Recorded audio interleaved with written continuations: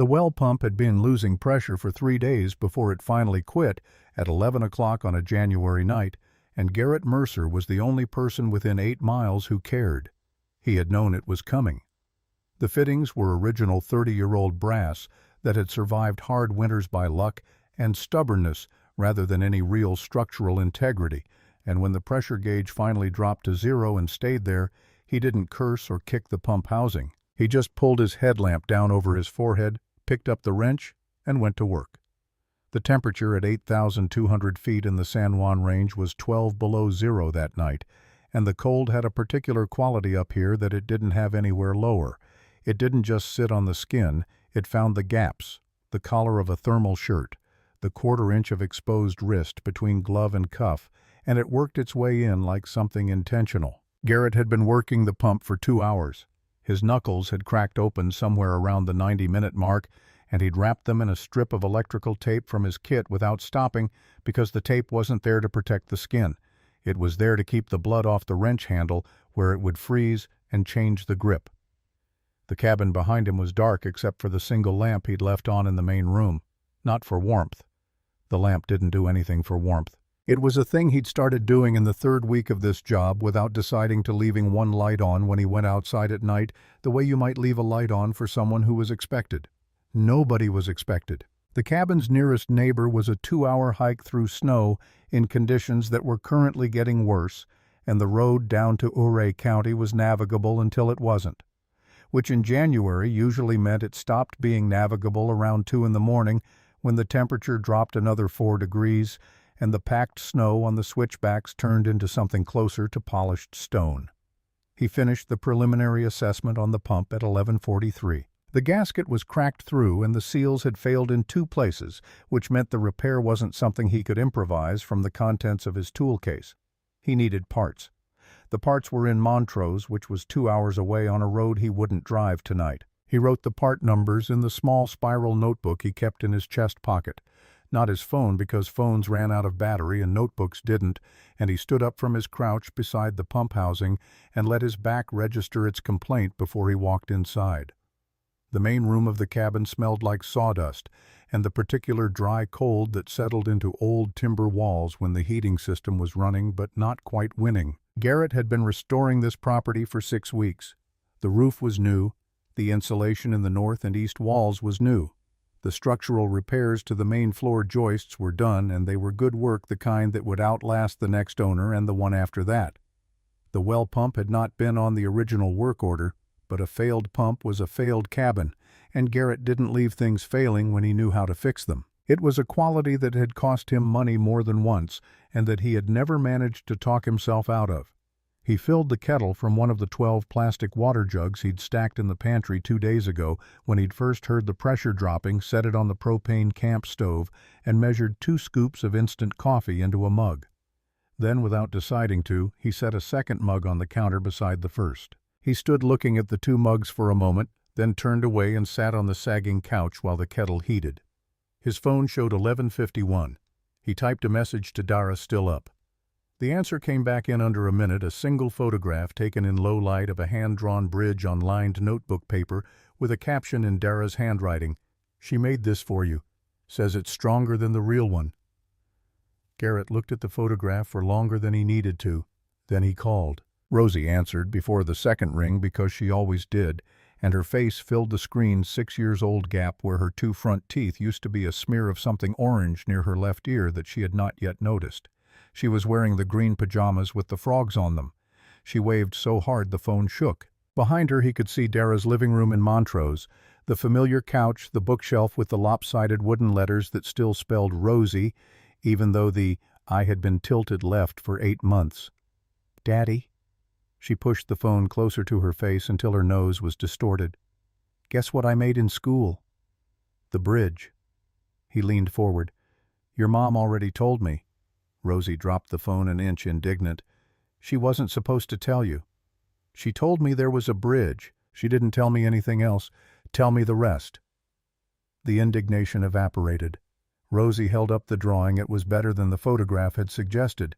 Careful parallel lines for the support cables, small squares for the deck, planking a river indicated by 2 wavy lines underneath. "It held 4 books, Daddy. Mrs. Ellison put them on one at a time, and it held all 4, and then the 5th one was too heavy, but the bridge didn't break, it just bent on one side." She demonstrated the bending with her free hand. "Mrs. Ellison said that's called yielding. She said yielding isn't the same as failing." Garrett smiled. It was the first time he'd smiled all day, and he felt it in muscles that had been doing something else for hours. "Mrs. Ellison's right. Are you fixing things?" Rosie set the drawing down and looked at him with the particular directness she'd had since she could talk, not rude, just the total absence of the social softening that most people added around the edges of their real questions. "Fixing the water pump tonight. Parts come in a few days." "Is it cold?" "Very cold." She thought about this with visible seriousness. Then, "Daddy, why do you always go to places where nobody else is?" He had an answer prepared. He used it. "Because those places need fixing, and I'm good at fixing." Rosie looked at him through the screen with an expression he recognized as the one she wore when she had already decided something but was deciding how much of it to say out loud. She was 6 years old, and she made that face. He had no idea where she'd gotten it. "Or maybe," she said slowly, like she was reading something she'd written and wasn't sure about, "you go there because you don't want anyone to see when you're sad." The kettle started to whistle. Garrett reached over and turned off the burner without looking away from the screen. He opened his mouth and found that nothing came out of it. Rosie watched him with those steady brown eyes, waiting, and then Dara's voice came from off-screen. "Okay, Bug, 5 more minutes."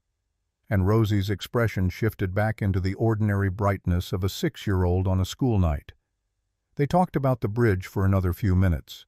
They talked about the book she was reading, which was about a family of beavers who were also, for reasons the book hadn't explained yet, amateur detectives. They talked about whether snow in the San Juans was different from snow in Montrose, and Rosie's opinion was that mountain snow was probably older and therefore more experienced.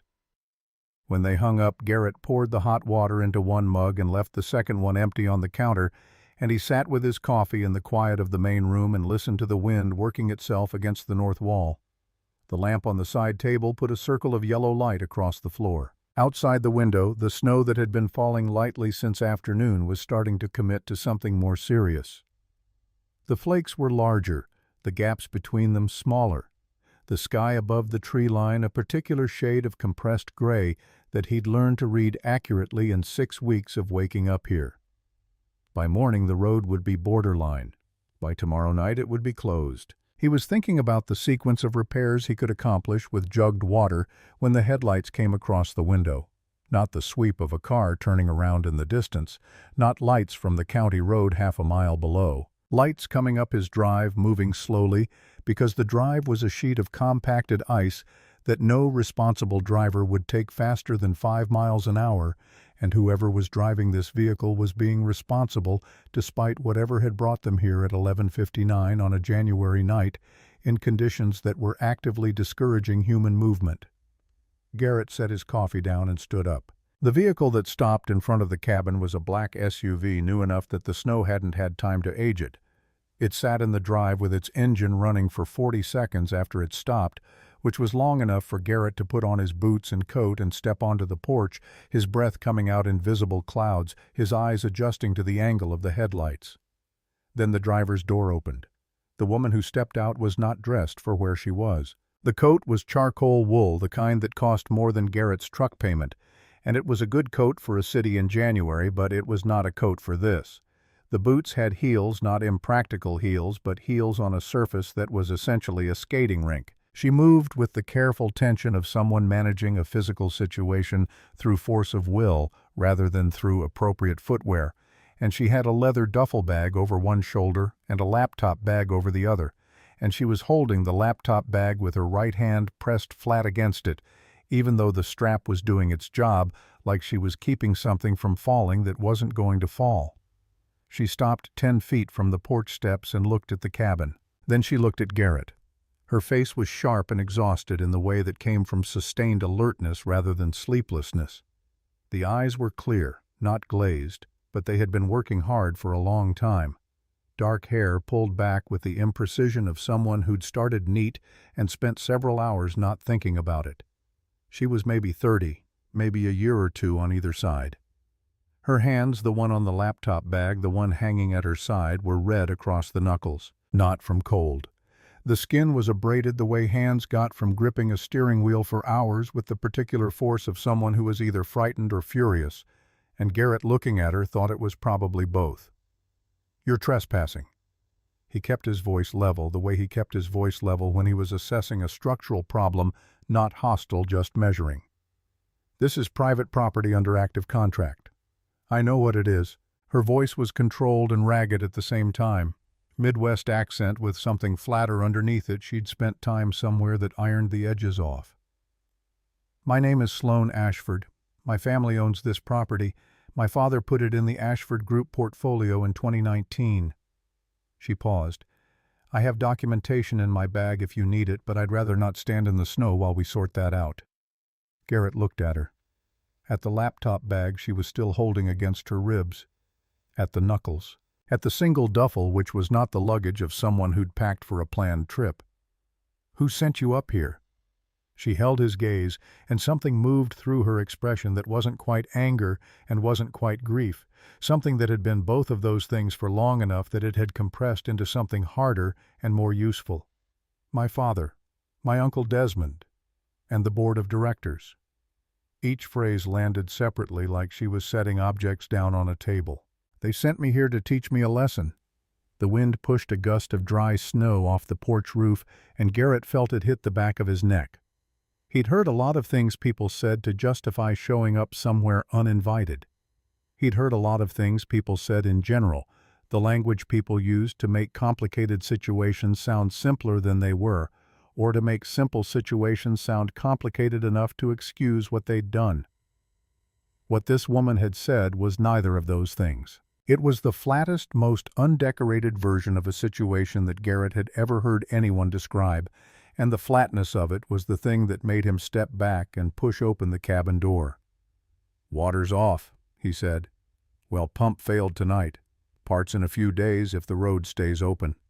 He looked at the sky, which was not making promises. "Possibly longer. There's jugged water in the pantry. The loft's got a mattress, but no heat.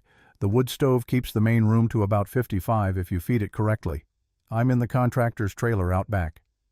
She was already moving up the porch steps, the heeled boots finding purchase through some combination of balance and determination. She stopped in the doorway and looked at the interior. The unfinished walls, the exposed joists overhead, the single lamp, the two mugs on the counter, and her face did not change. It catalogued. She was looking at the space the way someone looked at a problem they were going to have to solve, not the way someone looked at a disappointment. "How do I feed the stove correctly?" she asked. He showed her the damper position, the loading sequence, the way the fire needed air without needing too much of it. The difference between a burn that would hold through the night and a burn that would eat itself in 2 hours. She watched with total attention, not the polite attention of someone waiting for information to stop happening, but the focused uptake of someone converting what they heard directly into procedure. She asked 2 questions. Both of them were the right questions. When he turned to go, she said, "Wait." Her hand was already in her coat pocket. When it came out, she was holding a watch, Slim Platinum, the kind of object that represented more compressed value than anything else Garrett currently owned, the kind of watch that people wore to communicate something about themselves to other people who spoke that language. She held it out. "For the repairs, and for expedited delivery on the parts if that's possible." Garrett looked at the watch. He looked at her hand, holding it, the cracked knuckles and the red skin and the bitten-down thumbnail on her right hand that was the single detail in her presentation that she couldn't control. He thought about the cost of the parts he'd ordered, which was $260. He thought about what the watch was worth, which was considerably more than that. "No," he said. She kept her arm extended. "It's worth—" "I know what it's worth." He turned back toward the door. "Parts come when they come. Weather moves when it moves. The mountain doesn't take bribes, and neither do I." He put his hand on the door frame. "I've got a daughter I'm raising to understand that what you put in is what counts, not what you can pay someone else to put in for you. I'm not teaching her the opposite because your family sent you somewhere uncomfortable." The watch went back into her pocket. Sloane Ashford looked at him with an expression that had several layers to it. Surprise on the surface and something older and more carefully held underneath something that looked like the faint shock of a recognition she hadn't been expecting. "You don't know anything about me." "Don't need to yet." He stepped out onto the porch. "There's canned goods in the pantry. The stove's also for cooking. Don't burn through the wood before midnight." He looked back once. "If something goes wrong with the stove, knock on the trailer. Don't wait until it's a problem." The trailer was 50 feet behind the cabin, a metal rectangle that had been adequate for 6 weeks, and would continue to be adequate in the way that things continued to be adequate when you didn't give yourself the option of requiring more. Garrett's cot was along the east wall. His camp stove was in the corner.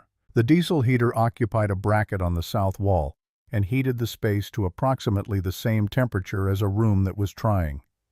He heated water-mixed instant coffee that was worse than the cabin's instant coffee and sat on the cot with his notebook open to the pump repair list. He added to the list, "Check all exterior vents tomorrow. Chimney cap. Generator fuel level." He looked at what he'd written and then added below the line, "She's not here on vacation." He wasn't sure why he wrote it. It wasn't a useful thing to know for the purpose of replacing a well pump. But he'd learned a long time ago that the details that didn't fit the frame of a situation were often the details that mattered most. And Sloane Ashford's flat recitation of who had sent her here and why the board of directors to teach me a lesson was a detail that didn't quite fit the frame of what he'd expected when the headlights came across his window. He'd expected someone running away from something. What he'd seen was someone who had been placed somewhere which was different and who was still facing forward, which was more different still. He didn't sleep well. The heater knocked twice in the night, which it did when the temperature dropped below a threshold it didn't like, and he got up both times and adjusted the fuel flow without fully waking the way he'd learned to manage the small maintenance tasks of living alone in places without backup systems. At 3 in the morning, he was awake enough to hear the wind and to think about the road. And at 4, he gave up on sleep and lay on his back doing the structural math on the loft joists until the numbers resolved into something he was satisfied with. At 6:45, he put on his layers thermal flannel canvas work coat and crossed the yard to the cabin. The snow from the night before had added 8 inches. The sky was still closed, the gray of it unbroken from ridge to ridge, and the temperature had dropped to something his exposed skin registered as a personal affront. Smoke was coming from the chimney. Thin smoke, unsteady, the kind made by a fire that was technically alive but not confident about it. But it was there. Garrett stood in the yard for a moment looking at it, and something adjusted slightly in his assessment of the woman inside. She had the laptop open on the couch when he came in, fingers moving across the keyboard with a speed that suggested she'd been at it for a while. She had changed clothes, dark jeans, a heavy wool sweater, wool socks. Her hair was still pulled back looser than the night before. She looked up when he came through the door, and she looked like someone who had slept for approximately 3 hours and had decided that was sufficient. "The stove went out around 4, she said without preamble. "I got it restarted. It's running lower than it was last night. Damper's open too far." He crossed to the stove, checked the lever. "You let too much air through and it burns fast and low. Close it to here." He moved the lever and load a bigger piece before you sleep. "The fire runs slower and keeps the heat longer." She watched him adjust the damper with the same complete attention she'd brought to the first demonstration, and she asked the same kind of question. Not "why does that work?" but "what do I watch for to know when it needs adjusting?" And he answered it directly, because it was a direct question. She had eaten half a granola bar. He could see the wrapper on the coffee table next to her laptop. He went to the pantry without commenting on it, found a can of vegetable soup and a pot, and set them on the camp burner. She looked at the pot, then back at her screen. "I can manage my own." "You had half a granola bar and you've been up since at least 3. The cold burns more than you think it does up here." He opened the can. "It's soup, not a favor." She closed her laptop a precise half-inch, which he was beginning to understand was her version of a full stop. "How long have you been contracted on this property?" 6 weeks. "And after this, next job. There's a farmhouse in Gunnison in the spring, barn restoration in Telluride after that." She was quiet for a moment, watching him pour the soup into the pot. Then, "My family has 17 properties like this one. Mountain cabins, vacation houses. They visit them twice a year on average and ignore them the rest of the time. Most of them are in various states of structural failure. Garrett stirred the soup and didn't say anything. I was brought in to audit the operations division 4 years ago. Sloane continued, and her voice had shifted, not softer but differently calibrated, like she was reciting something she'd organized carefully in her head and was now allowing to come out in its arranged order. The official title was Chief Operating Officer. The actual function was to make the legitimate side of the business run well enough that no one looked at the other side. She paused. I didn't know that when I took the role. I figured it out. The soup was starting to steam.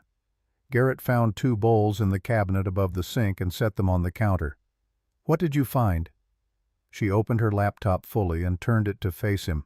The screen showed a spreadsheet dense with transaction entries, dates running down the left column, account numbers across the top, amounts in the middle that grew larger as the rows descended. Even to Garrett, who understood financial documents in approximately the same way he understood French reading individual words, but not the full grammar of them, the scale of what was on that screen communicated itself clearly. This was not a small amount of money moving through a small number of accounts.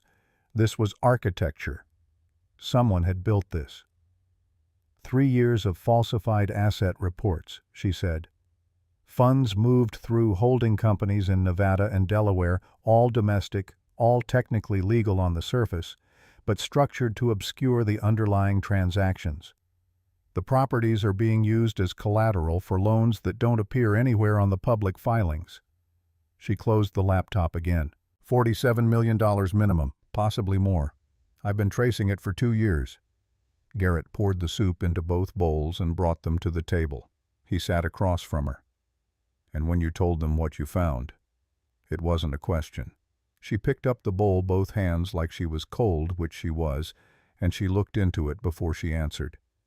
I gave them an opportunity to address it, internally through proper channels before any outside party was involved. I told them what I had.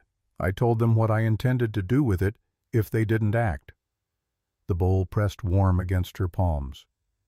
My father called me naive. My uncle told me I didn't understand how business actually worked. The board voted to put me on administrative leave pending a psychological evaluation. She looked up. They had a doctor ready. I've subsequently learned he's been retained by the company for exactly this kind of situation. Twice before. And then they sent you here. 90 days. No communication with the company. No access to company systems. No involvement in any business decisions. My father called it perspective. Something crossed her face that had been anger long enough to turn into something quieter and more focused.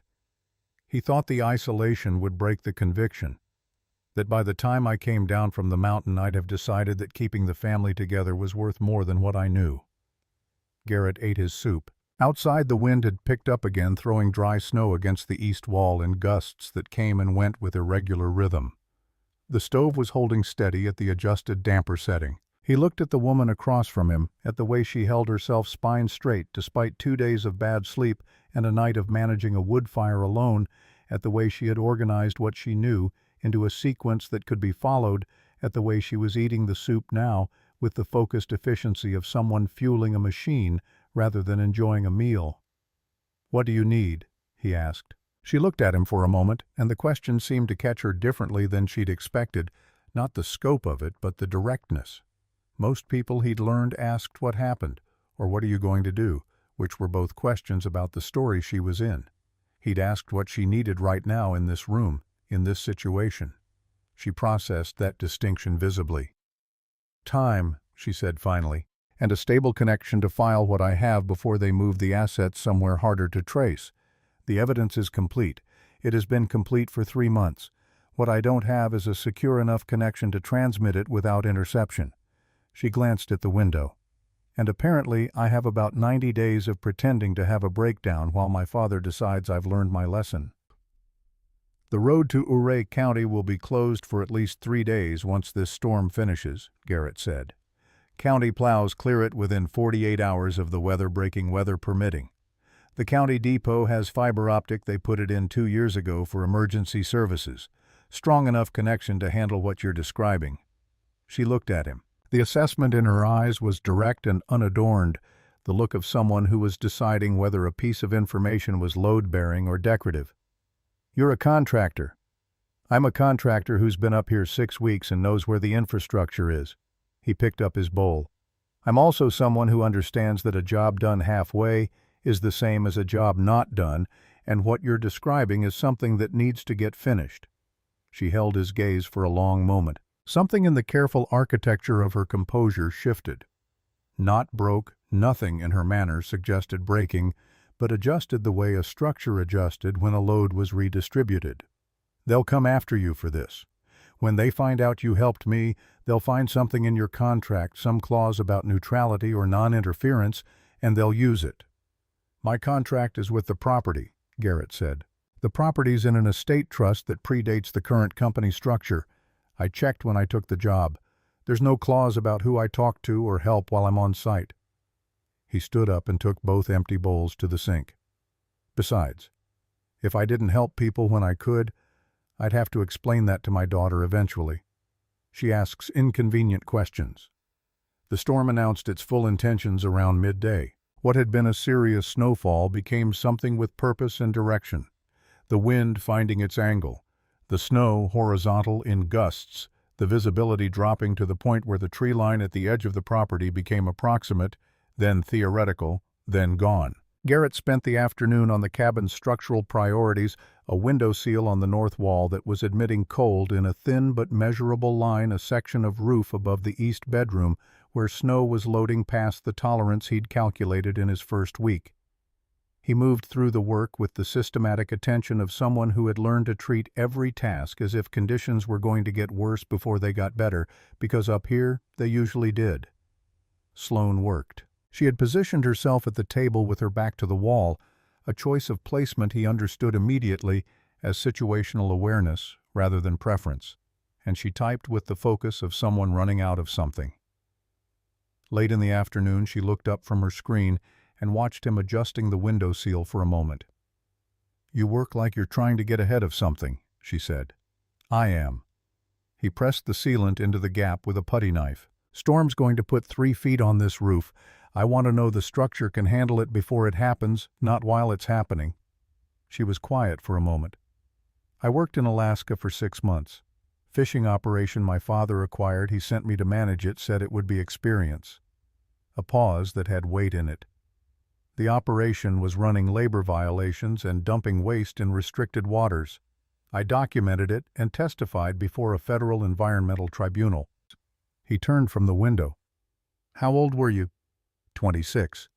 She said it without emphasis, but the number landed with the weight of everything that had come after it.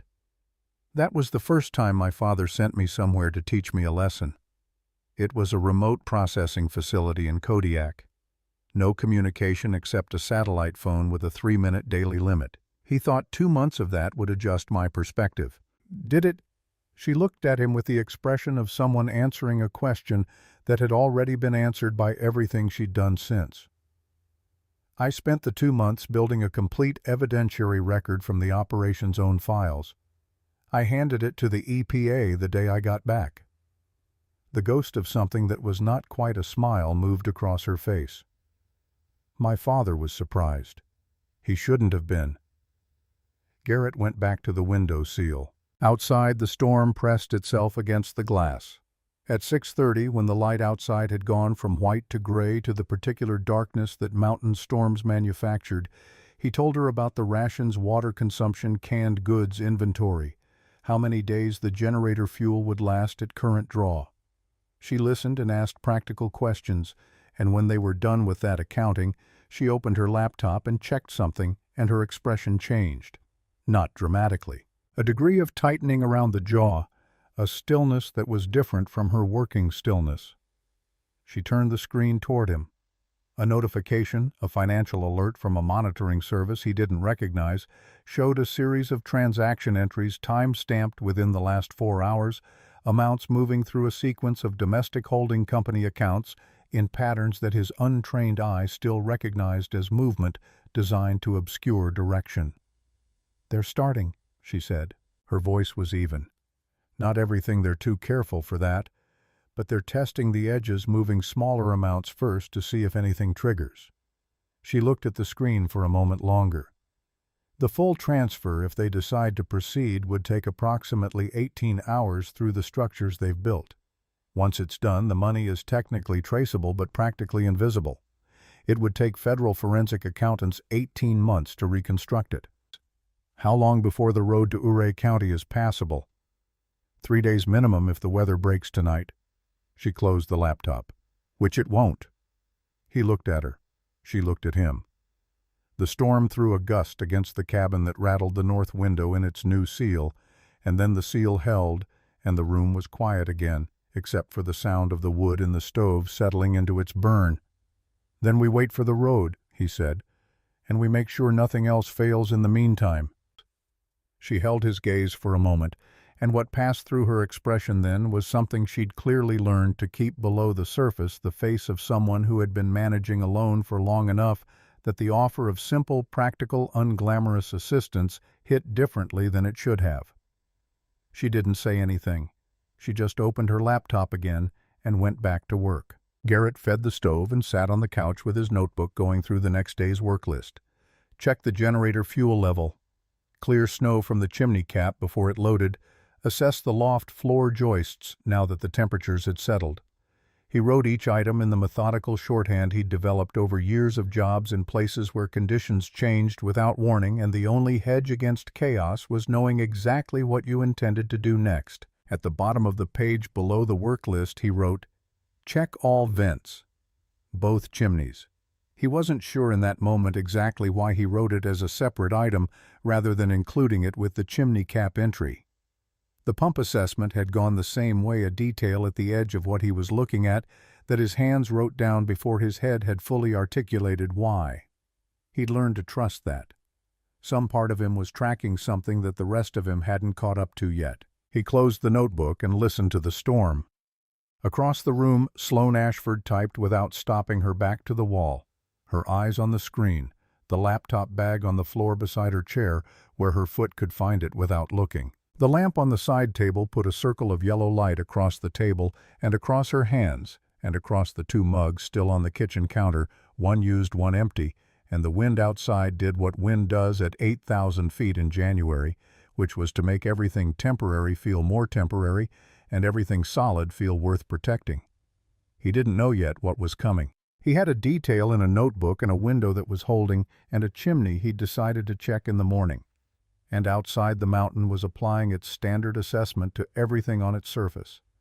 The cabin, the trailer, the SUV in the drive, the 2 people inside who had arrived at this particular elevation by completely different routes and found themselves for the time being sheltered by the same walls.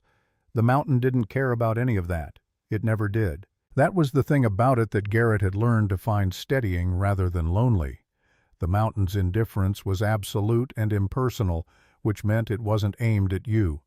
Whatever came next would come because of what was already in motion, not because of anything the mountain decided. He fed the stove 1 more log, set the damper where he'd showed Sloane to set it, and went back to the trailer to sleep. He left the lamp on. Day 3 came in without ceremony. Garrett was already outside before first light, checking the generator fuel level and clearing the overnight accumulation from the chimney cap with a long-handled brush he'd modified by splicing 2 sections of conduit together during his second week on the property. The snow had stopped sometime around 4 in the morning, leaving the kind of quiet that wasn't peaceful so much as preparatory, the mountain exhaling between efforts. 3 feet on the level, more in the drifts. The access road was a suggestion buried under white. He worked his way around the cabin's exterior with the systematic attention he gave to everything up here, checking each vent, each exterior seal, each place where the new construction met the old. When he got to the north chimney flue, the secondary one that serviced the loft fireplace unused since he'd arrived, he found it. Not immediately. He had to look twice because the first look his brain processed it as debris, wind-carried material that had lodged in the cap during the storm. Natural. Possible. The kind of thing that happened at elevation when the wind found an angle. But the second look told him something different because wind carried debris accumulated in patterns, and what was packed into the flue cap above the main chimney did not follow any pattern that weather made. The branches were too uniform in their placement. The stones, 3 of them, flat-sided, the kind you found in creek beds and not on a snow-covered roof, were positioned with a deliberateness that nature didn't bother with. Someone had packed this flue. Not the loft flue. The main one servicing the wood stove that Sloane had been sleeping 6 feet from for 2 nights. Garrett cleared it without rushing because rushing on an icy roof at 8,000 feet was how you stopped being useful to anyone. He worked the blockage free carefully, checking the full depth of the flue with a flexible inspection probe from his kit, making sure there was nothing lower in the stack. When it was clear, he climbed down and stood in the yard for a moment with the removed material in his gloved hands and thought about the sequence of events from the previous afternoon. Desmond Ashford had come with 2 vehicles and 3 additional men. The vehicles had left.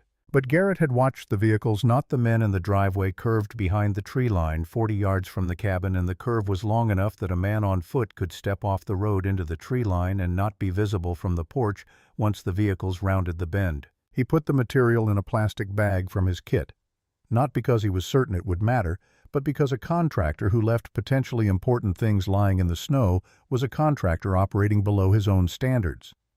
He labeled the bag with date and time in his notebook shorthand. Then he went inside and installed the carbon monoxide detector he'd been carrying in his equipment case since the job started, mounting it on the wall near the loft ladder where it would catch any buildup before it reached the sleeping level.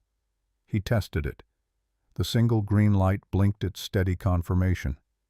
He didn't tell Sloane. She was at the table when he came in, already working, and she looked up with the brief assessment she gave him every morning now, checking he understood, not for danger exactly, but for the kind of information that a changed expression or a different movement pattern might carry. He had started doing the same thing with her without deciding to. He told her the road was still closed, and the storm system had moved east, and the next weather window was approximately 48 hours out. He did not tell her about the flue. What he told himself was that she needed to keep building her case without the distraction of knowing how far her family was willing to go. What was also true, and what he acknowledged in the part of himself that kept honest accounts, was that telling her would make the danger real in a different way than it currently was, and he wasn't ready yet to see what that did to the steadiness she'd been maintaining. They worked through the morning together. He had moved on to the loft joists, 4 of them compromised by decades of moisture infiltration, soft in the places where wood became something closer to memory of wood, and he showed her how to test a joist before committing weight to it, pressing a thumb into the grain and reading what came back.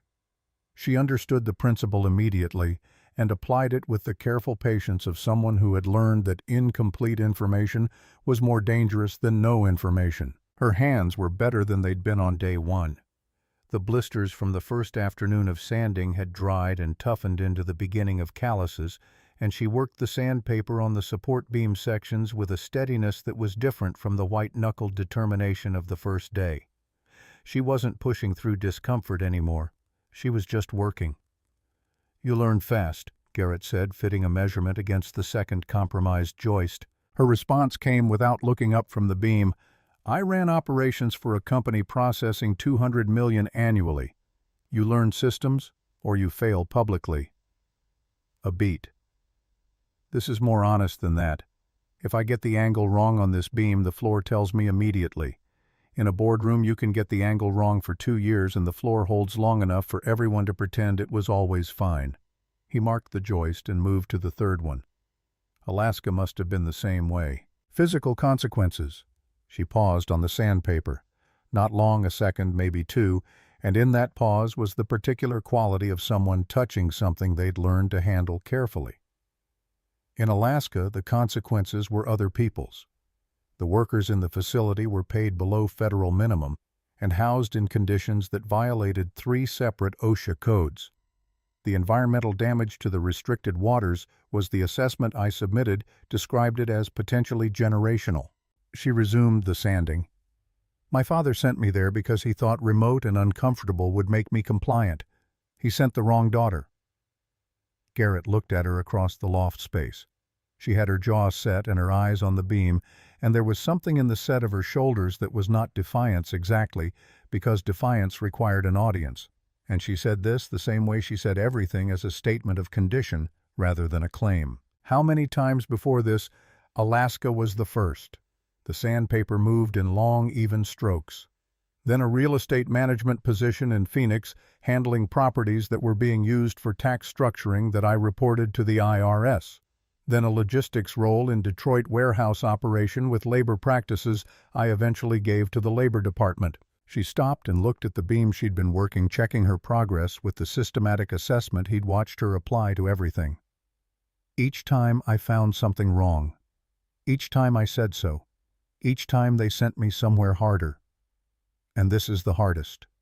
She looked at him directly. This is the one they designed to break what the other three didn't. 3 months of isolation. No communication with anyone who knows me. No professional context. No identity, except the one they assigned unstable daughter liability problem that needs managing. Something moved through her eyes that she let move through without stopping it.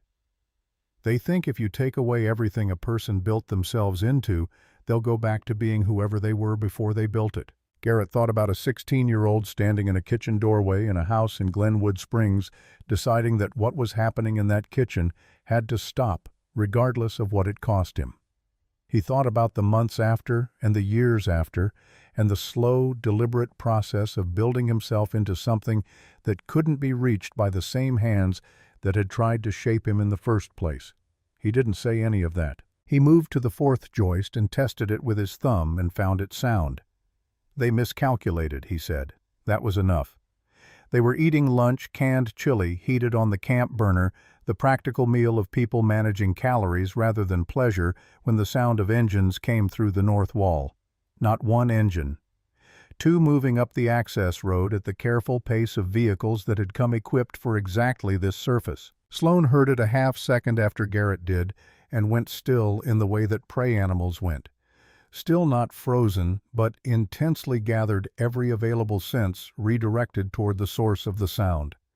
She was on her feet before the first vehicle came visible through the east window, the laptop already closed and her hand resting flat on it. Desmond Ashford stepped out of the lead vehicle wearing a Gore-Tex field jacket that was expensive in the understated way that suggested the person wearing it didn't need the jacket to communicate their income. He was 54 years old and built like someone who had been athletic in his 30s and maintained the structure, if not the function of that, and he moved across the snow-covered yard with the particular confidence of a man who had spent decades in rooms where his presence alone shifted the balance. He had 2 men with him from the second vehicle. Not introduced, not explained.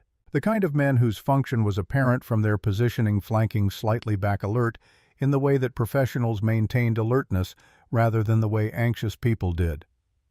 Garrett stepped off the porch before Desmond reached it. Not toward him, just off the porch into the yard in the space between the man and the cabin door. He had a heavy wrench in his right hand from the morning's work, not raised, not threatening, just present the way a tool was present when it hadn't been put away yet. Desmond looked at the wrench, and at Garrett, and at the cabin door, and conducted a rapid assessment that Garrett watched him conduct. Then he produced a smile that was architecturally correct in every proportion and empty of anything that lived in actual smiles. "You must be the contractor. Mercer, is it?" "Private property under active contract." Garrett's voice was level. "State your business."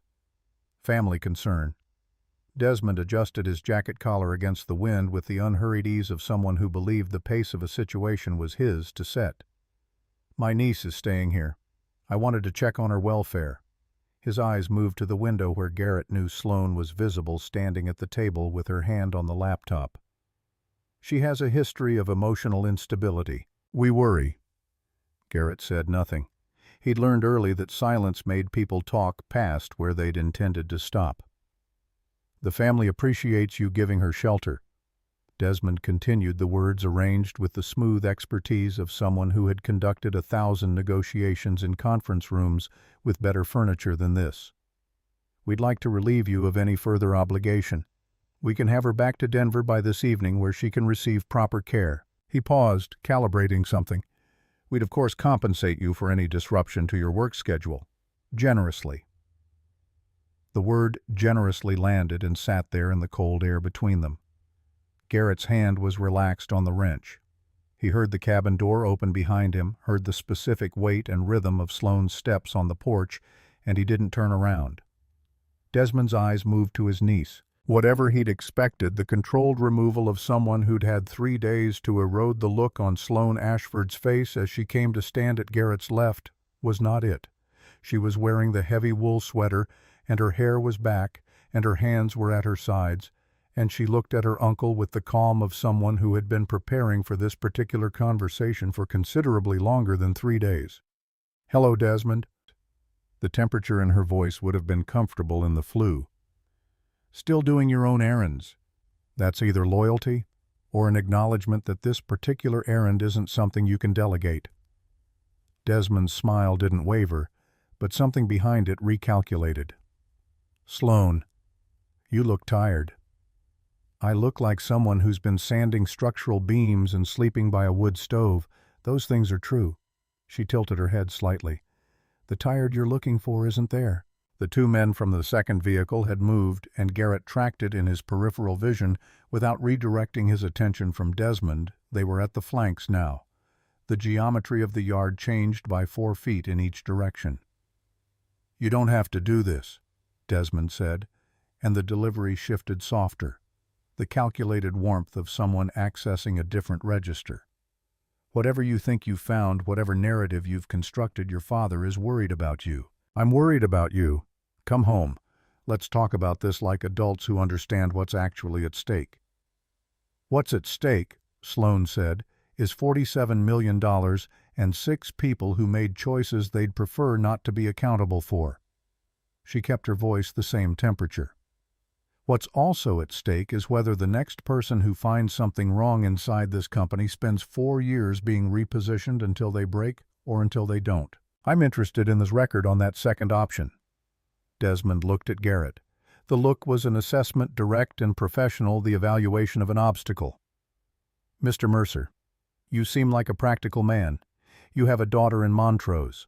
You have ongoing contracts in this state that depend on your professional reputation remaining uncomplicated." He let that settle. "I'm sure you understand that the wisest position for someone in your situation is to focus on the work you were hired to do." Porter Vane appeared from the second vehicle carrying a manila envelope. He was 45 and wore his function in the set of his jaw. Not cruel, not eager, simply professional in the way that legal instruments were professional.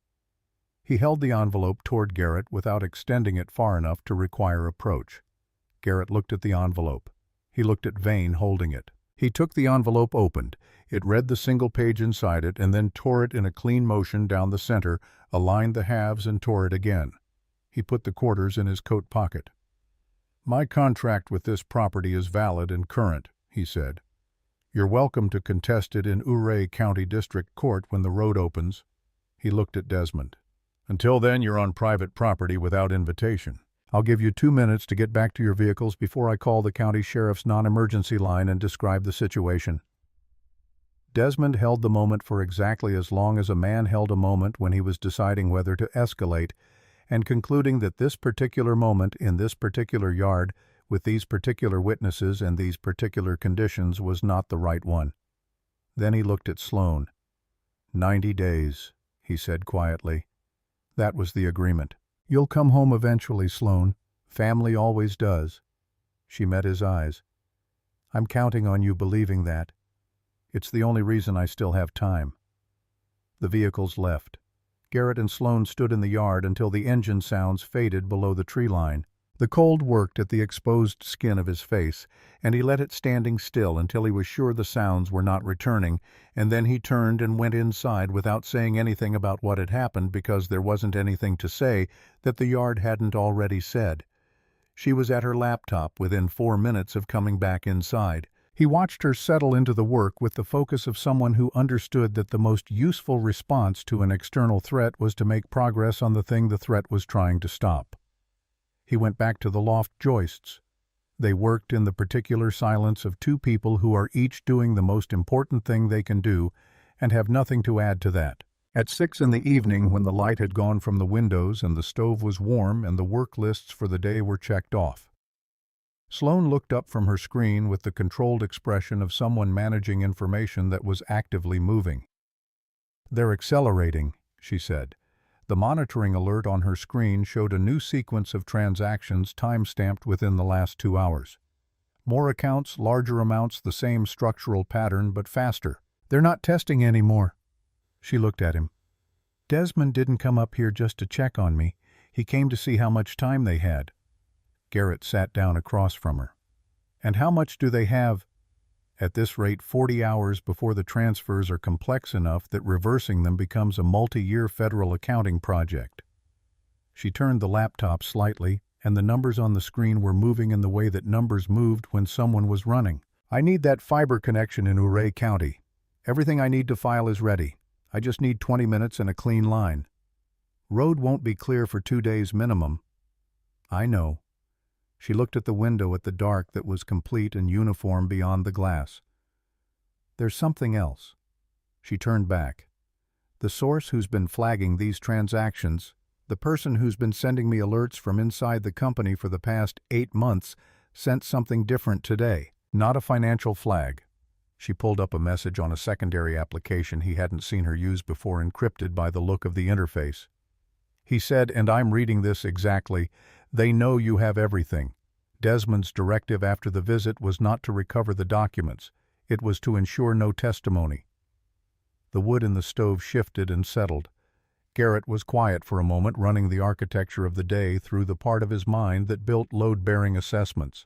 The packed flu, the timing, Desmond's particular choice of words in the yard, not "come home, but you'll come home eventually," the phrasing of someone who believed the outcome was already arranged. He thought about the bag in his kit, with the packed flu material in it labeled with date and time. "There's something I should have told you this morning," he said. He told her about the flu. He told her about the stones and the branches and the pattern that weather didn't make, and he watched her face as the information landed, and what he saw was not fear.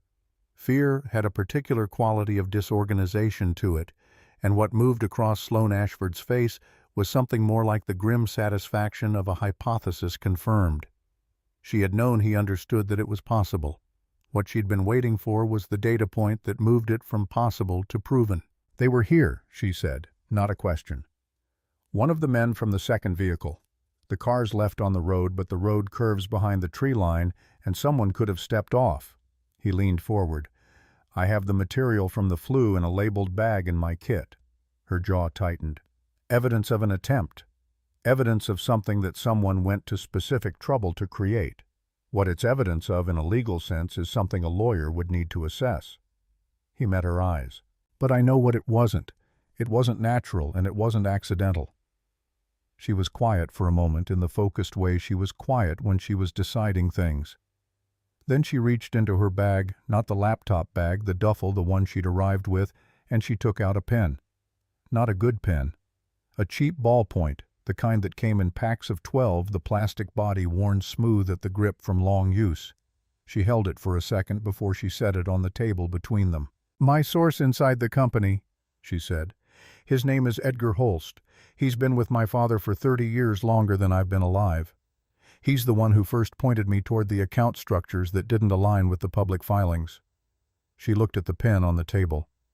"He's been feeding me information for 8 months at enormous personal risk. He has a wife in Fort Collins and 2 grandchildren, and he has been doing this because he told me in the first message he sent me that he had watched my father make one particular wrong choice 30 years ago and had said nothing, and had spent the 3 decades since watching one wrong choice require 10 more to sustain it, and he was tired." Garrett looked at the pen. "The pen." She picked it up, turned it in her fingers once. "He gave it to me the day I met Rosie, your daughter, at her school. I was there to sign paperwork for the scholarship endowment the company runs. Administrative function, my signature required nothing significant." She paused. "I didn't have a pen. He took this one from his shirt pocket and gave it to me, told me to keep it. He said I wrote it down because it seemed odd at the time. He said, the things that cost nothing to give are the things worth holding on to." Garrett didn't move. He was processing the information in a sequence, the scholarship endowment. Rosie's school, the paperwork, the pen. Rosie's gesture with the pen from her own box, the complete circuit of it. And somewhere in processing it, he felt something turn over in his chest, slow and significant, like a structural element finding its correct position after being slightly wrong for a long time. He didn't say what he was feeling because the moment didn't call for him to say it, and because some information was better carried quietly until it understood itself better. "The road to Ouray County," he said instead. "Day after tomorrow, weather holds. Can you be ready?" She turned the pen in her fingers one more time, then put it back in her pocket. "I've been ready for 3 months. I've been waiting for the road." They ate dinner canned soup crackers from the bottom of the pantry supply, the fuel-over-flavor calculus of people managing a finite resource.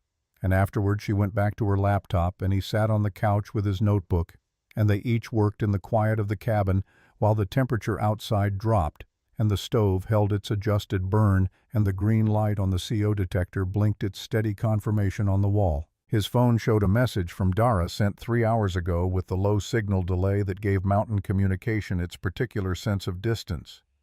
"Rosie made something for you. Sending a photo tomorrow when she's asleep. She wants it to be a surprise." He typed back, "Everything okay down there?"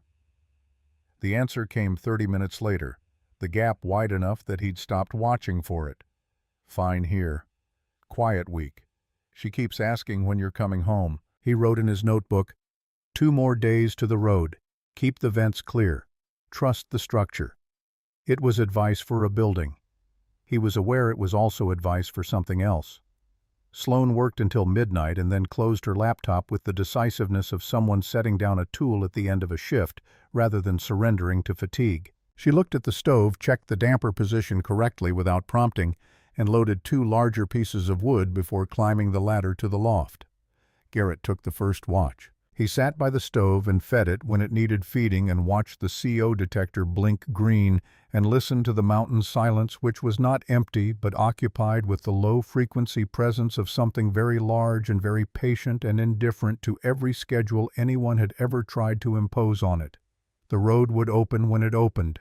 The transfer window Sloane was racing against would close when it closed. Everything in between was the part you controlled, which was to say the quality of what you did with the hours you had and whether you spent them building something that would hold. He checked the detector one more time before he let himself close his eyes. Still green. Still blinking. He thought about Rosie's Bridge 4 books and a yielded 5th, and about the difference between yielding and failing, which was apparently something a 6-year-old and a structural engineer both understood, and which he was only now at 34 beginning to apply to the parts of himself he'd been leaving uninspected. Outside, the mountain waited. It had been waiting longer than anyone involved in this situation had been alive, and it would be waiting after all of it resolved, and that continuity was either terrifying or steadying depending on what you needed it to be. Garrett decided at 11:59 on the 3rd night in a cabin with 1 good lamp and 2 clean vents, and a woman upstairs who was going to see this through whether anyone helped her or not, that he needed it to be steadying. He fed the stove one last time and set the damper and listened for anything that didn't belong in the silence. Nothing came. Not yet. The call came on the morning of day 4, and it came to Garrett's phone, not Sloane's, which told him everything he needed to know about how carefully it had been arranged. He was outside clearing snow from the generator housing when the unknown number appeared on his screen. The voice on the other end was older than Desmond's and carried a different register, entirely not the operational confidence of someone accustomed to directing people, but something heavier and more textured, the deliberate weight of a man who had been telling a version of a story for so long that the story and the truth had fused into something he could no longer separate. Franklin Ashford introduced himself without ceremony, and the absence of ceremony was itself a technique. He said he wasn't calling to threaten. He said he was worried about his daughter. He said that Sloane had a history Garrett probably didn't know about, episodes of paranoid ideation documented over years, a pattern of finding conspiracies in legitimate business operations, of turning colleagues into adversaries, of compelling otherwise loyal employees to participate in narratives that existed only in her perception of events. Garrett stood in the snow with the generator at his back and listened without speaking, and Franklin's voice moved through the practiced architecture of the argument, each piece fitted to the next with the smooth efficiency of something load-tested many times before. He talked about the psychological evaluation the family had arranged for Sloane's protection, he said, and about prior instances where her allegations had been formally investigated and found without merit, and about how much it cost a family to absorb the damage of a member who couldn't be reached by reason or by love. He never raised his voice. He offered with the casual generosity of someone making a reasonable adjustment to a reasonable situation to clear Garrett's outstanding contract disputes, pay the full remaining fee on the restoration work, and provide referrals to 3 development groups in Colorado that were actively seeking experienced contractors. He framed it as compensation for disruption. He let the math do the work the words didn't say out loud. The word generously landed and sat in the cold air between them. Garrett was still listening when his phone buzzed against his ear, a text from Dara coming through on the secondary notification that bypassed silent mode because he'd configured it that way for her number specifically. He couldn't read it while the call was active, but the interruption tightened something in his chest before he had data to justify it. He ended the call, opened the text. Dara had written, "Someone came to Rosie's school this morning. Said they were a distant relative checking in. The office called me immediately and I came. Rosie is fine, she's with me now, we're going to my mother's." But she was scared, Garrett. She didn't know the person, and the person knew her name. He read it twice. The second time he noticed his hand was not steady against the phone. He called Dara back. Rosie came on within seconds, her voice thinner than usual. The brightness in it dialed down to something that was managing itself carefully, Daddy. 2 syllables carrying the full weight of what it cost a 6-year-old to be frightened somewhere she was supposed to be safe. He sat down on the generator housing in the snow and talked to her with every unit of steadiness he had, which was enough but only barely. She was okay.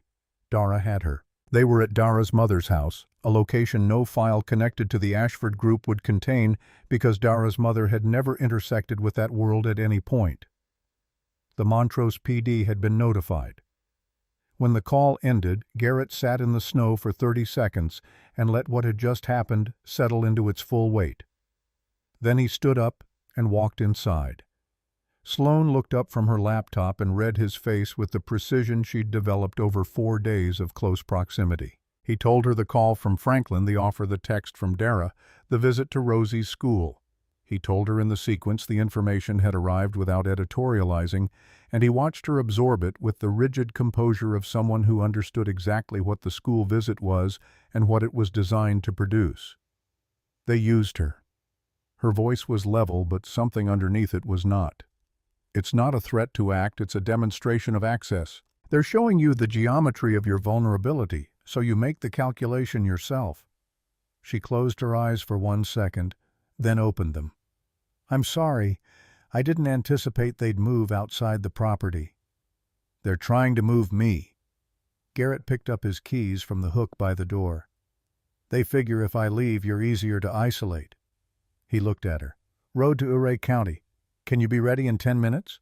She was already closing her laptop. The road down the San Juan access had been cleared to single-lane passable by the county plow at dawn, and Garrett drove it with the focused efficiency of someone who had memorized every curve of the descent over 6 weeks. Sloane sat in the passenger seat with the laptop open across her knees, one hand on the dashboard for the lateral shifts on the switchbacks, the other moving across the keyboard without stopping. She narrated as she worked the transactions had continued overnight, the pace increasing with the confidence of people who believed their window was clear. The account structures Franklin had built over 3 years were sophisticated enough that a cursory federal review might not catch the full scope within the statute of limitations. What Sloane had built was the complete map, not a partial theory, but a documented architecture of how the money had moved, where it currently sat, and what legal mechanisms existed to freeze it before it became practically inaccessible. "Edgar confirmed this morning that he's already contacted the FBI field office in Denver," she said, watching the screen while Garrett navigated a curve that briefly revealed the valley floor far below. "He went in voluntarily last night, 30 years of institutional knowledge, his own documentation of decisions he witnessed. The Bureau has enough to open a formal investigation without anything I file.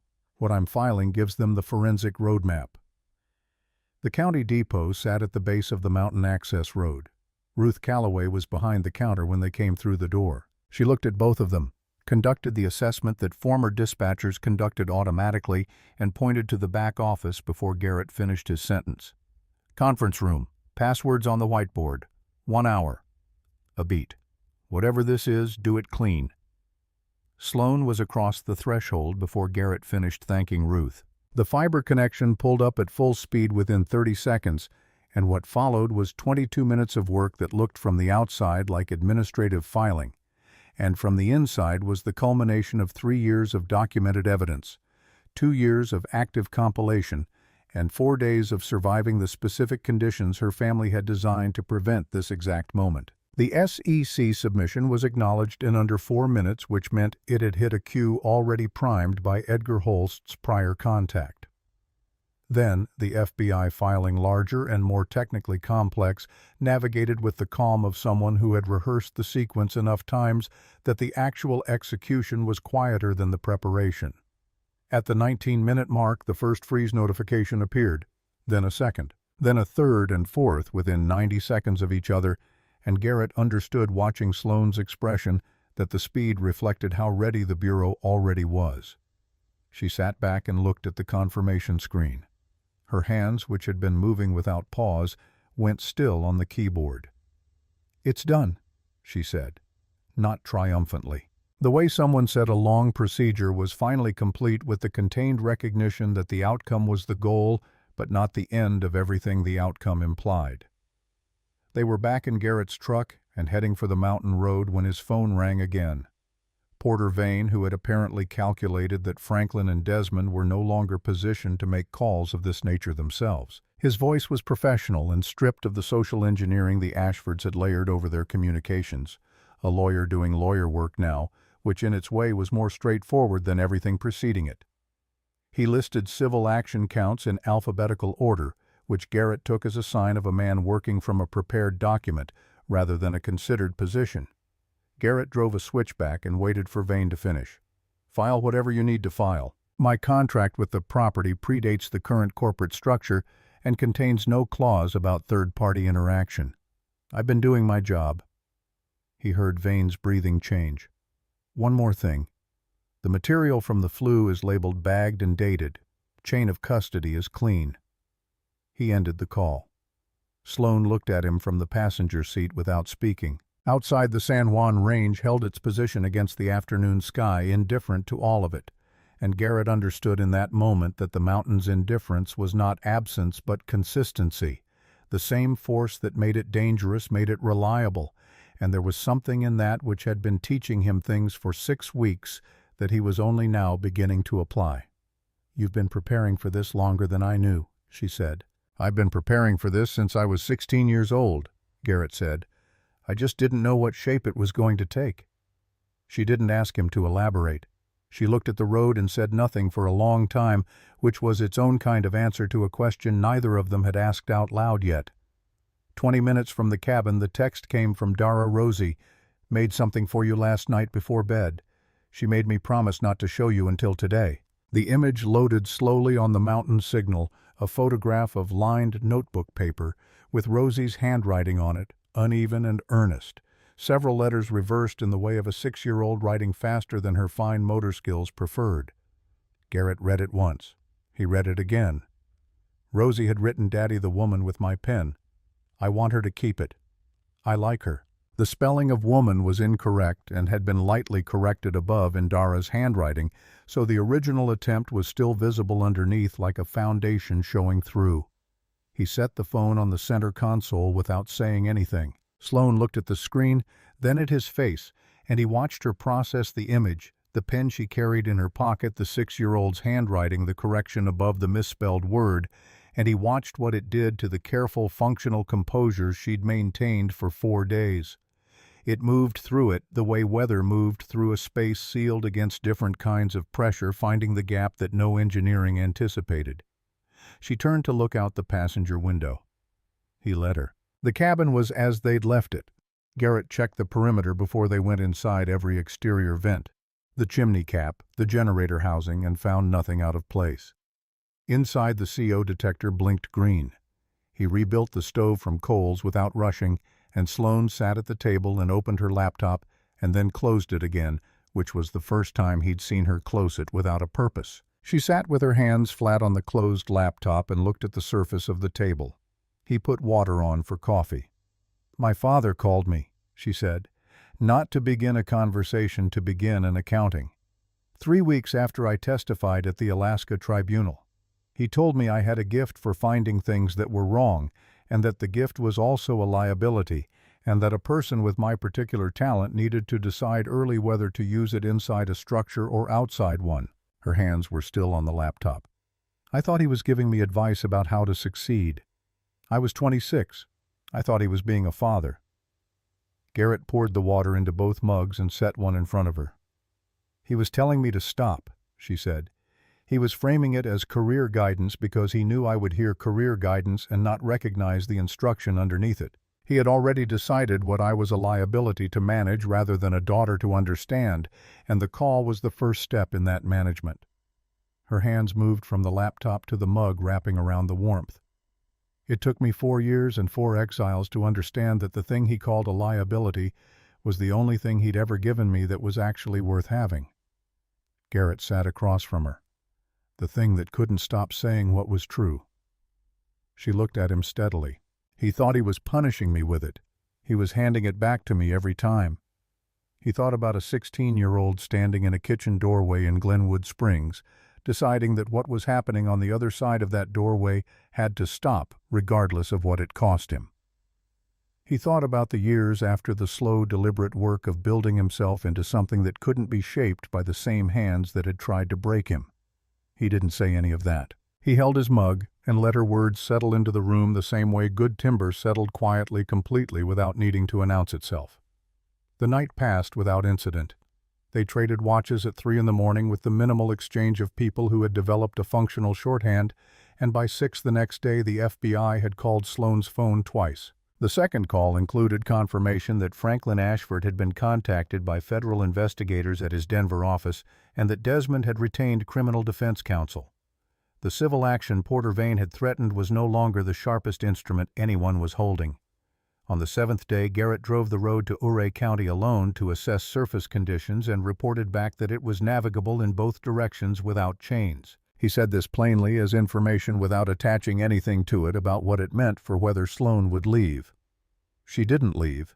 She stayed for the full 90 days, which was what her father had specified, and which she observed because the terms of the arrangement were documented, and she had learned the particular value of documented terms.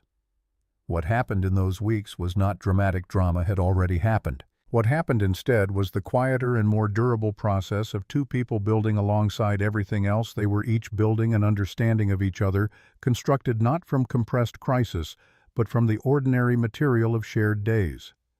Garrett finished the loft joists and the window seals and moved to the interior work the original contract specified. Sloane helped when the work needed 2 people and asked questions when she didn't understand something, and occasionally offered observations about load distribution that were more technically informed than her background suggested, until she explained she'd spent considerable time in her COO role learning how buildings actually worked rather than how the paperwork described them working. He found out in the way you found things out when working alongside someone in an enclosed space over weeks that she made coffee in the morning before he came in from the trailer and left his mug where he'd find it without mentioning that she'd made it.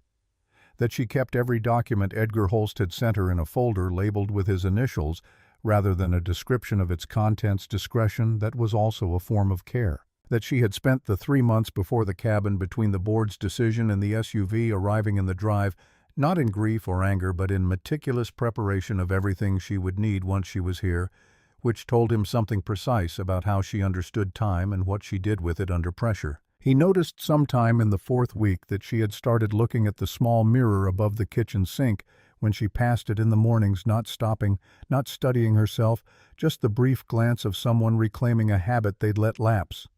He didn't comment on it, but he noticed the day it happened for the first time, and he noticed that it corresponded with the morning the first federal indictment notification came through on her phone, and he understood without needing it. Explained that there were things a person stopped doing when they were living inside a story. Someone else had written about them, and things they started doing again when they took the pen back. The federal case moved in the way federal cases moved, not quickly, but with the inexorable quality of something properly set in motion. Franklin Ashford was indicted on 7 counts, including securities fraud and conspiracy to obstruct justice. The indictment made clear that the chimney tampering fell within the conspiracy count, the physical evidence from Garrett's labeled bag providing the evidentiary link between the financial crimes and the attempt to prevent testimony. Desmond faced 11 counts. Porter Vane faced charges that reflected a longer timeline of decisions than the past week. Edgar Holst was not charged. His cooperation agreement was comprehensive, and his testimony was expected to be the backbone of the prosecution's case. At his sentencing hearing, Franklin Ashford made a statement. Garrett read it later in a court filing document that Sloane left open on her laptop without comment. Franklin said that he had made one wrong decision in his early career and had spent 30 years making additional wrong decisions to protect the first one, and that at some point the structure of wrong decisions had become the only structure he knew how to operate inside. He said he had looked at his daughter's methods and seen his own applied to opposite ends, and had not known what to do with that recognition except to try to stop her from making it public. He did not say he was sorry to Sloane directly. What he said was that he had understood too late that the thing he'd tried to suppress in her was the thing he'd lost in himself before she was born. Sloane read the same document at the same table. When she finished, she closed the laptop and was quiet for a long time, and Garrett, who was working on the window trim across the room, did not ask her what she was thinking because the quality of her silence told him she was thinking something true and complete, and that it didn't need his input to be either of those things. On the last day of the 90 days, Garrett mixed paint in the morning and stood in front of the northwest corner wall in the afternoon with a brush in his hand. The wall had been waiting since the first week. He had worked around it and past it and found structural reasons to prioritize other surfaces, and he had known for most of the 90 days that the reasons were not structural.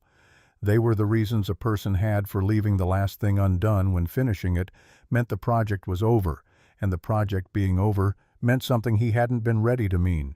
He was ready now. He applied the first coat in the afternoon and the second in the early evening, and Sloane was at the table and the stove was warm, and outside the March light was doing something different than January light had done, carrying in its angle the information of a season turning. When the second coat was finished, he stood back and looked at it. Complete. Every wall the same. The room as it was supposed to be. He held the brush at his side and said nothing for a moment, because the moment had enough in it already, without adding words to it. Sloane came to stand beside him, close enough that their shoulders were almost touching. She looked at the wall and then at his face, and he looked at her, and what was in her expression was not soft exactly, but open, which for her was the equivalent. "It looks right," she said. "It is right." He turned to face her, and the directness of it turning fully not the peripheral acknowledgement they'd been giving each other for weeks was itself a statement. "I've been leaving that wall unfinished since the second week, not for structural reasons." She held his gaze. "I know." A pause. "I've been waiting to see when you'd be ready." He looked at her for a long moment with the look he gave structures. He was deciding whether to trust, not skeptical, not credulous, but precise. He found what he usually found when the materials were right and the work had been done correctly. The thing in front of him was built to hold weight. "I have ongoing jobs," he said. "Gunnison in April. Telluride after that. A daughter in Montrose who asks inconvenient questions and will have opinions about this that she'll express directly and without preparation. I know about Rosie's opinions." Sloane's hand went to her pocket, and he knew without looking that her fingers had found the pen. "I've been carrying the evidence of one of them for 3 months. She met his eyes. "I'd like to meet her properly, on her terms and yours. I'm not asking for more than that to start." He thought about the second mug on the counter every morning. He thought about a notebook entry that read, "Trust the structure," and what he'd meant when he wrote it, and what he understood it to mean now, which was the same thing with considerably more information behind it. He thought about what it meant to leave a wall unfinished, not the wall behind him, but the practice of it, the habit of stopping just before the thing was done, and what it cost, and what finishing actually required, which was not courage exactly, but the willingness to find out what came next. He held out his hand. She took it. The handshake was brief and firm and contained in its brevity everything the 90 days had established between them, which was more than most people built in years of more comfortable circumstances.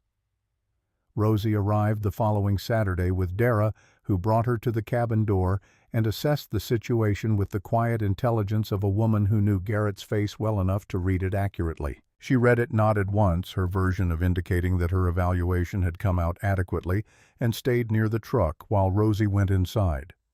Rosie stood in the middle of the main room and looked at everything with the systematic survey of someone already calculating what could be built in the available space. Then she looked at Sloane, who was standing by the table, and recognition moved across her face.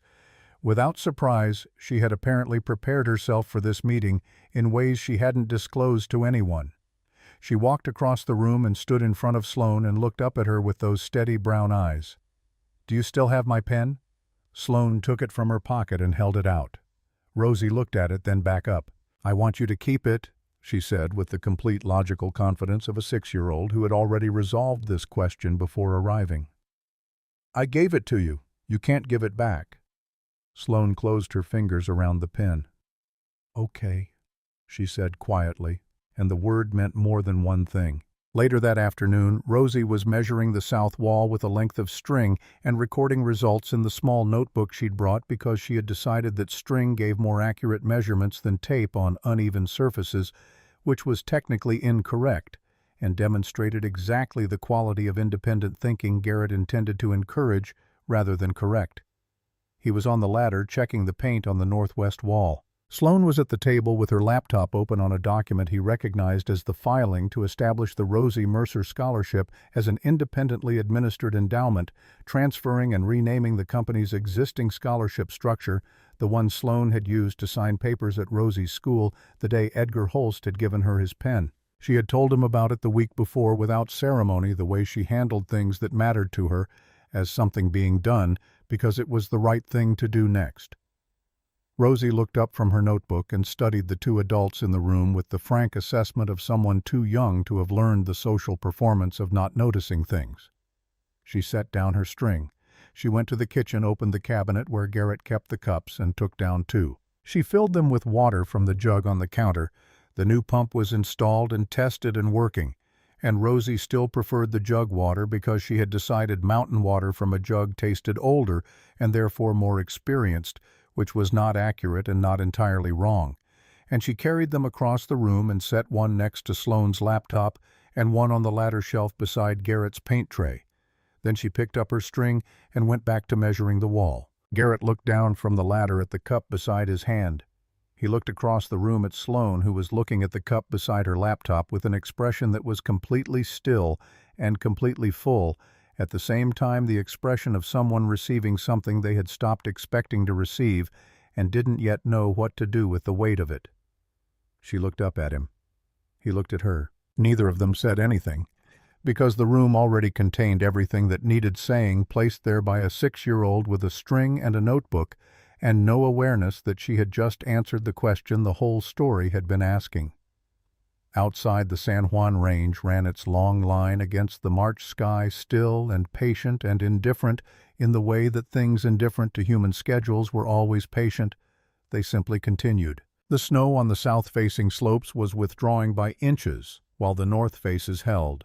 In 6 weeks, the access road would be reliably clear. In 8, Garrett would drive it for the last time on this job and point the truck toward Gunnison and the next structure that needed someone to find what was failing before it fell. And Sloane would be here in a cabin she had purchased from the liquidation of her family's estate building, something of her own from the materials that the past 3 years had produced, not despite everything that had happened to her, but out of it, the way a good restoration worked, keeping what was sound and replacing only what had failed. His father had told him once, in the brief, clear years before drinking made him someone else, that you built for the loads you couldn't anticipate. Not the known weight, the unknown one coming from directions nobody had drawn on the plan. You made the materials honest and you made the joints true, and then you trusted what you'd built to do what it was built to do. Garrett climbed down from the ladder. He put the brush in the cleaning solution. He stood in the finished room, every wall complete, every surface done the work as good as he knew how to make it, and he understood that the materials here were honest and had been for some time, and that he had simply needed 90 days and one unpainted wall to arrive at a point where he could see it clearly. He picked up the cup Rosie had left on the ladder shelf. The water was cold and tasted like the mountain it had come from, which was exactly what it was. That was enough. It had always been enough. He just hadn't known until now what enough actually felt like when you stopped leaving the last wall unfinished and let the room be complete.